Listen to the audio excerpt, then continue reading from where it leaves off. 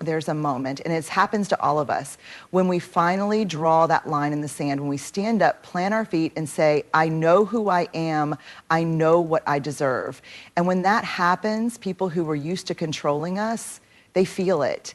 And if they can't manipulate you anymore, they don't just walk away quietly. They pull out their dirtiest tricks. When manipulation doesn't work, the first move many people make is to emotionally detach, not in a healthy, respectful way, but as a weapon. It can be subtle at first. Maybe they stop returning your calls as quickly. Maybe their warm texts turn cold, curt, transactional. The conversations that used to be easy and full of laughter suddenly feel like walking on broken glass. And if you notice and say something, they act confused, innocent, I'm just busy, you're overthinking things.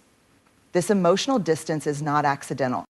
This silent punishment meant to trigger an old fear wired deep inside all of us, the fear of being left behind, the fear of losing connection, the fear that if we stand too firmly in who we are, we'll end up alone, because emotional connection is survival. From the time we are tiny, helpless children, connection means safety. To be ignored, to be emotionally starved, feels like danger on a primal level. People who weaponize emotional distance know this, whether they know it consciously or not. They are hoping to make the silence louder than your self-trust. They want you to feel uncomfortable enough to backtrack, to soften your boundaries, to hand back your power, not because you were wrong, but because the loneliness felt unbearable. But here's the truth they don't want you to remember. Their sudden coldness isn't about your worth, it's about their discomfort with your strength. When you grow, when you shift, when you finally start asking for what you need and deserve, it threatens the system where they always had the upper hand. And when they realize they can no longer control you with words, they'll try to control you with absence. It's a form of manipulation that says, look how easily I can leave you. But the real question is, if love was conditional on your obedience, was it ever really love at all? Standing in your truth might mean sitting in some really painful silence. It might mean watching someone you care about step back instead of stepping up. And it hurts. It hurts like hell. But that pain isn't proof you're doing the wrong thing. It's proof you're doing the brave thing. Choosing yourself, even when they withhold affection, is an act of radical courage. When the emotional detachment threat shows up, breathe through it, cry if you need to, grieve if you must, but do not betray yourself just to earn back the comfort of their approval. You were not born to beg for scraps of connection. You were born to belong fully, freely, unapologetically. When emotional distance doesn't pull you back into line, they'll often reach for a tool that's even more insidious, guilt and shame. It starts subtly, a comment here, a sigh there. Maybe they say things like, after everything I've done for you, this is how you treat me, or I guess I just don't matter to you anymore. It's not a direct attack that would be too easy to spot. No, guilt tripping is sneakier. It's designed to make you second guess yourself, to take your strength, your boundary, your self-protection, and reframe it as cruelty. Because if they can make you feel bad for choosing yourself, maybe, just maybe, you'll hand your power back to them willingly. Here's the dangerous part. Guilt and shame are potent because they hit us where we're most vulnerable. Most of us were raised to believe that being good means being agreeable, selfless, accommodating. So when someone paints your boundary as an act of betrayal, your heart aches to fix it. Your instincts scream, make it right, be the bigger person, don't hurt them. But here's the truth that guilt trippers don't want you to see. You are not hurting them by honoring your limits. You are hurting the version of them that depended on your lack of limits. Shame is guilt's sharper, meaner cousin. If guilt says you did something bad, shame says you are bad. They won't just make you feel like you made a mistake. They'll make you feel like you are the mistake. You've changed. You're selfish now. You're not the person I used to know. Those words aren't observations. They're weapons. They are meant to make you believe that your growth is a character flaw, that your evolution is abandonment, that your boundaries are cruelty. But let's be clear, you are allowed to grow. You are allowed to evolve. You're allowed to choose yourself, even if it inconveniences someone else's idea of you. And people who love you healthily will never make you carry the weight of their disappointment as proof of your love. They will never ask you to shrink, to silence yourself, to stuff down your knees just to keep them comfortable. Guilt tripping and shame are desperate attempts to rewrite the story, to cast themselves as the victim and you as the villain. Because when manipulation fails, rewriting the narrative becomes plan B. But here's the secret. You don't have to play the role they wrote for you. You can feel the pull of guilt without letting it drag you under. You can hear the whispers of shame without making them your truth. You can choose to disappoint others in order to stay loyal to yourself. And that, my friend, is integrity at its most courageous. Real love, love worth holding on to, doesn't use guilt as a leash or shame as a shackle. Real love says, I respect who you're becoming, even if it challenges who I thought you were. So the next time someone tries to guilt you back into submission or shame you for growing, pause, breathe, put your hand over your heart and remind yourself, my worth is not up for debate. My boundaries are not betrayals. My growth is not something to apologize for. You owe no one an apology for becoming who you were always meant to be. When emotional distance doesn't crack you, when guilt and shame don't drag you back into the old patterns, there's another card they'll often play. They'll make themselves the victim. It's a masterstroke of manipulation because it flips the entire script. Suddenly, they're not the one causing harm, you are.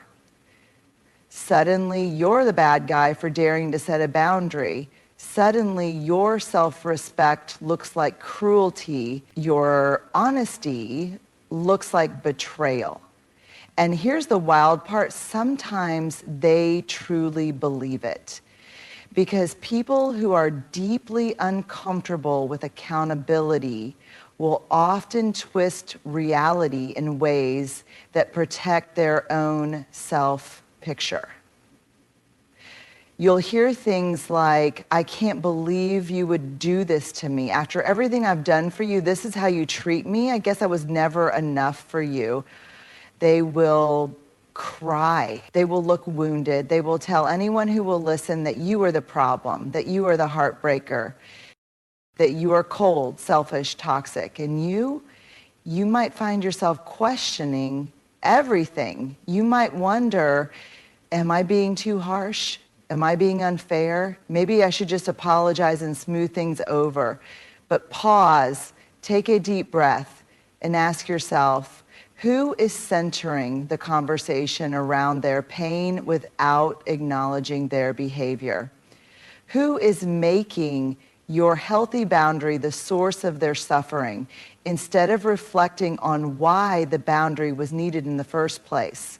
Playing the victim is not about their hurt, it's about regaining control. Because if they can make you feel responsible for their feelings, in other words, you're under $1 million a day, you probably make 10 million or less. And I don't mean cause someone else hurt, but because they benefited from the version of you that didn't have boundaries. You are not responsible for someone else's inability to deal with your growth. You are not responsible for someone else's refusal to respect your boundaries. It's uncomfortable, it's messy, it's heartbreaking to watch someone you care about wrap themselves in a story where you are the villain, especially when all you did was stand up for your own heart. But when they play the victim, it's not a sign you're doing something wrong. It's often a sign you're doing something profoundly right, refusing to carry responsibility for someone else's emotional labor. People who genuinely love you might feel hurt when you change, but they will not weaponize that hurt against you. They will not ask you to self-abandon to stay connected.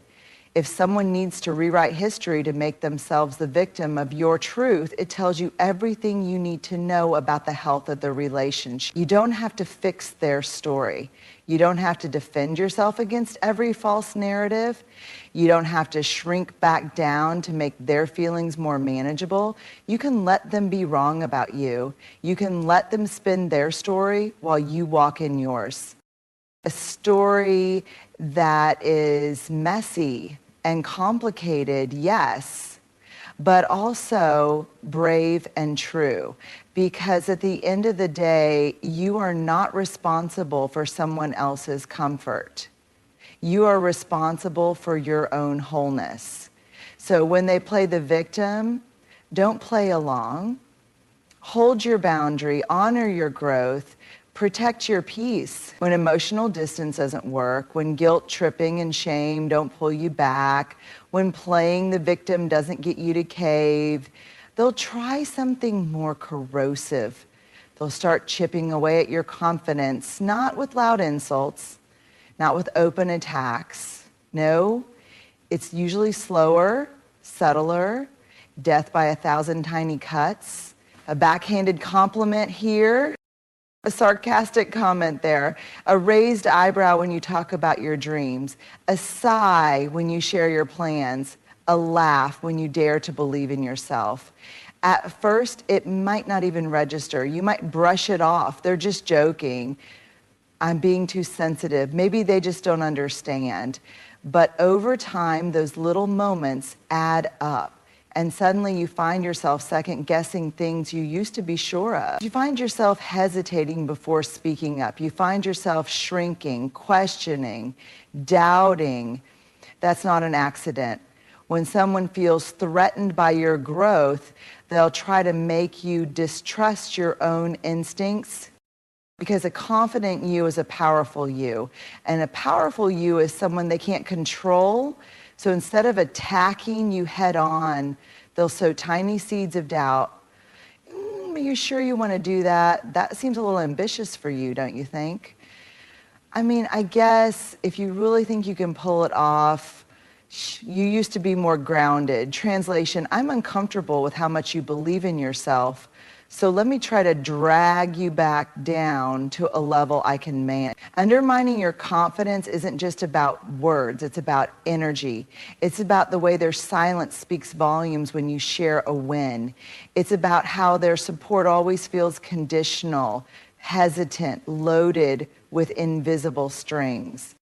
And here's the cruel twist. The more you doubt yourself, the easier it is for them to swoop back in and rescue you, to position themselves as the voice of reason in your life, to convince you that without their guiding hand, you'll fail. It's not guidance, it's not concern, it's control wrapped in faux concern. The heartbreaking part, sometimes the people who undermine us the most are the ones we love the most, which makes it so much harder to recognize and even harder to walk away from. But hear me clearly, your dreams are valid, your voice is needed, your intuition is sacred, your growth is not up for negotiation, you are not too much. You are not delusional. You are not crazy for wanting more for your life. You are simply stepping into the fullness of who you were always meant to be. And yes, it's uncomfortable for people who only knew how to relate to the version of you that stayed small to keep them comfortable. You do not have to dim your light just because it hurts their eyes. You do not have to question your brilliance just because it exposes their insecurities. The people who truly love you will cheer louder the bigger you become. The ones who can't handle your light were never meant to walk your whole journey with you. So when you feel those seeds of doubt being planted, pause, take a breath, come back to yourself, water the seeds of self-trust instead, because the truth is your future belongs to the boldest, most authentic version of you, not the watered down version someone else feels safer around. You are allowed to take up space. You are allowed to believe in your magic. You are allowed to walk into rooms like you belong there, because you do. Protect your confidence like it's sacred, because it is. Guard your self-trust like it's a treasure, because it is. And never let anyone convince you that who you're becoming is anything less than extraordinary. When all the other tactics fail, when emotional distance, guilt tripping, shame, and playing the victim don't reel you back in, some people will resort to the most insidious, soul-crushing move of all. They'll try to isolate you. Isolation doesn't always look like locking you in a room. It's far subtler, far more dangerous than that. It can be in the form of subtle manipulation that makes you feel like the people who truly care about you are somehow the ones hurting you. It can come as an offhand comment like, they don't really understand you like I do. Or, you don't need to spend so much time with them, you've got me. At first, it might feel like care, like concern, like a protective instinct, as if they're just looking out for you, trying to help you focus. But here's the truth. Isolation is not love. Isolation is control. And it's one of the most dangerous tools used to manipulate someone. When they isolate you from your support system, whether it's friends, family, or colleagues, they make you feel like your relationships with others are fragile. They make you doubt your ability to be understood, seen, or valued by anyone other than them. Slowly, they turn your people into enemies or distractions. They twist your loyalty, make you feel guilty for investing in relationships that don't revolve around them. And if you let them, they'll create a little world where they are the only one who truly understands you, where their opinions, their feelings, their perspectives are the only ones that matter. But here's the hard truth. This is not about you. This is not about love. This is about control. This is about making you so emotionally dependent on them that you lose sight of your own power. You lose sight of your own worth. You lose sight of your own choices. At its core, isolation attempts are meant to break you down. They chip away at your confidence in others and your confidence in yourself. They manipulate your need for connection, making you believe that if you don't prioritize them over everyone else, you're somehow doing something wrong. And they do this so subtly that by the time you realize it's happening, you're already feeling lonely, confused, and questioning your relationships.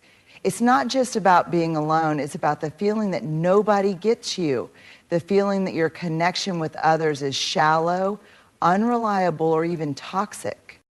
Again, it's about pushing you into a space where they become your sole source of validation and attention, so that if you ever need something or someone else, you feel guilty for even considering it. And here's the thing.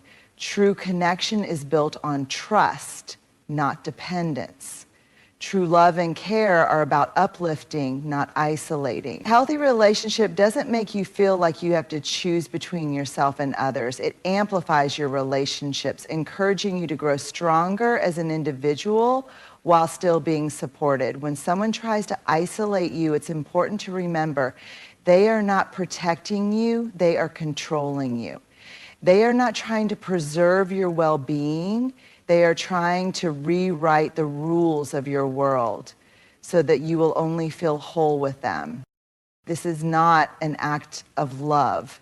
It's a calculated effort to limit your choices, to make you think your only option is to stay tethered to them, even when it costs you your peace, your relationships, and your self-worth.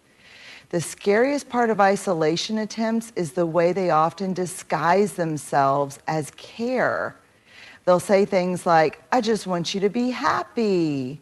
They don't really have your best interests at heart, but I do. You don't need to spend time with them. You're better off with me. And in those moments when you're emotionally tired or vulnerable, those words can seem so comforting. But the moment you hear them, pause. Stop. Ask yourself, who benefits from my isolation? Who profits when I stop being supported by the people who truly love me? Remember this, isolation is never a form of care. It's a manipulation designed to make you smaller, quieter, easier to control. And you don't have to buy into it. You don't have to shrink yourself into someone else's idea of who you should be. The people who love you will support your connections. The people who love you will help you expand, not contract. The people who love you will cheer when you thrive with others. And the people who love you will never ask you to choose between them and your people. So when you feel someone trying to isolate you, resist the urge to shrink away. Seek out the people who see you, the ones who respect your boundaries and love you for who you are, not for who they want you to be. And if you find yourself feeling alone in that moment, Remember, loneliness is not a sign that you're not enough. It's a sign that someone else is trying to take your power. When emotional manipulation doesn't work, when isolation attempts fall flat, when guilt and shame can't control you, and when playing the victim fails to land, the final weapon many people will turn to is the most damaging and most personal of all, smear campaigns. A smear campaign is nothing less than an attack on your character. It's the quiet, insidious whisper campaign meant to destroy your reputation, to paint you as untrustworthy, crazy, toxic, or even unkind. It's a calculated effort to rewrite the story of who you are, to make you the villain in a narrative that's been entirely invented. And it's done with the intention of shutting you down, of silencing you through fear and shame. They'll tell lies. They'll twist truths, they'll exaggerate flaws, they'll take private moments and spin them into a distorted, malicious tale that spreads like wildfire. At first, you might not even notice it. It may start as an offhand comment from someone you trust, someone you love. Did you hear what they're saying about you? I don't want to be involved, but people are starting to talk. Or worse, it may be more direct. You are still whole, you are still worthy, and you are still enough no matter what they say. If they tear you down in their words, you stand taller in your silence. If they spread falsehoods, you stand in your truth. If they try to make you small, you rise even bigger. And if they spread hatred, you respond with love. For yourself and for those who still see the real you. Because smear campaigns will always be a reflection of the insecurities, fears, and weaknesses of the person behind them. They will never be a reflection of your character, your integrity, or your worth. So hold your head high, let them gossip, let them talk,